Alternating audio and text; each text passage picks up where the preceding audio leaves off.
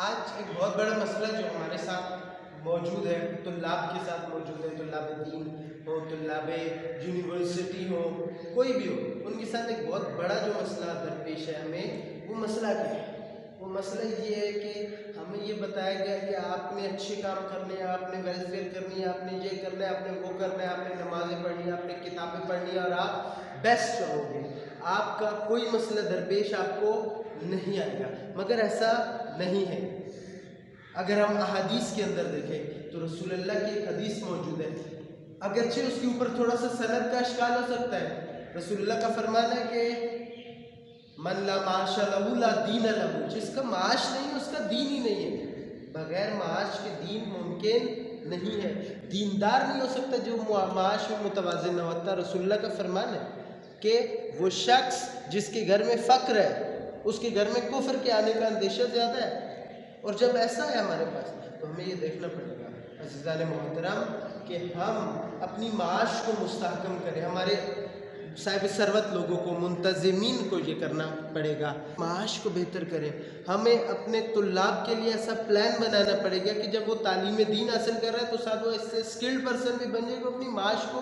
Afford کر سکے، اور اگر ایسا نہ ہوا تو ہم معاشرے کو وہ تعلیم یافتہ لوگ دے رہے ہوں گے، وہ صاحب علم دے رہے ہوں گے کہ جو اپنے علم کو کس لیے استعمال کر رہا ہوگا، اپنی ضرورت کی، زندگی کی ضرورت کو ٹیکل کرنے کے لیے، پھر وہ علمی کام نہیں کر سکتا، پھر وہ کریٹیو نہیں ہو سکتا۔ جس کے گھر میں بھوک موجود ہے ناممکن ہے کہ وہ آپ کو کوئی علمی اور تخلیقی کام کر کے دے گا۔ آپ کو بنیادی طور پہ معیشت کو مستحکم کرنا پڑے گا، ایسا پلان بنانا پڑے گا کہ ہم یہ کام کر سکیں، اور اگر ہم ایسا کریں گے یا ہم ایک ایسا نظام تعلیم دے سکیں جس کے اندر طلاب کی معیشت مستحکم ہو، ہم انہیں سکلڈ کر سکیں، بلکہ ہم انہیں ایسا سکلڈ پرسن بنا سکیں کہ ہم اگر وہ پڑھ رہے ہیں تو ہم ان کو ساتھ وہ سکل سکھائیں کہ وہ اپنی معیشت خود حاصل کر سکیں، ہم انہیں ان کے پاؤں پر کھڑا کریں، تب جا کر ہم کہہ سکتے ہیں کہ ہم ایک معاشرے کو ریولوشنرائز کر سکتے ہیں، ہم ایک معاشرے میں انقلابی تحول اور تبدیلی ایجاد کر سکتے ہیں، کیونکہ بغیر مستحکم معیشت کے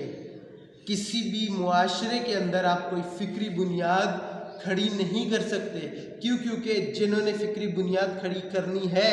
جب وہ اپنے وطن، شکم اور ضروریات زندگی کی اس دلدل سے نکلیں گے، اس فکر سے نکلیں گے، تو وہ کوئی انقلابی فکر تشکیل دے سکتے ہیں، اور اگر ایسا نہیں ہے تو پھر ہم 1 سال نہیں، 2 سال نہیں، 1000 سال بھی لگے رہیں تو معاشرے کو تبدیل کرنے کے لیے صرف یا باتیں کر سکتے ہیں یا خواب دیکھ سکتے ہیں۔